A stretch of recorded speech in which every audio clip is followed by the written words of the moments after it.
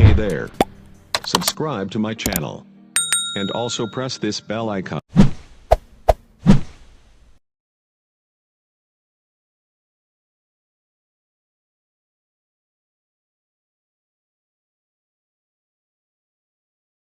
نحمده ونصلي على رسوله الكريم اما بعد۔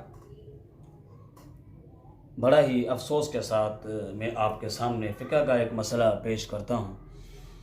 یقیناً یہ جو فقہی مسائل ہیں اور یہ ہمیں اپنے ان حرام رشتوں سے بھی زنا کرواتے ہیں جن کا اللہ نے قرآن مجید کے اندر منع فرمایا ہے کہ ان سے نکاح جائز نہیں ہے۔ آئیے فقہ کی طرف آپ کو لے کے چلتے ہیں۔ در مختار کے اندر کتاب الحدود میں یہ بات موجود ہے کہ جو عورت ہمیشہ کے لیے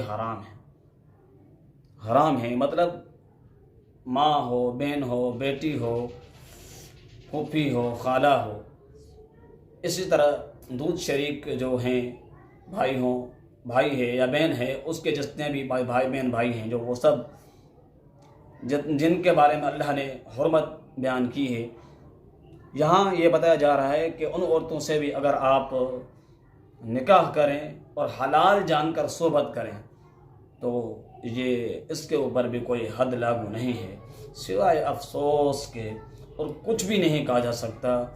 یہ دین ہے اور اس کو امام ابو حنیفہ رحمہ اللہ کی طرف منسوب کیا گیا ہے۔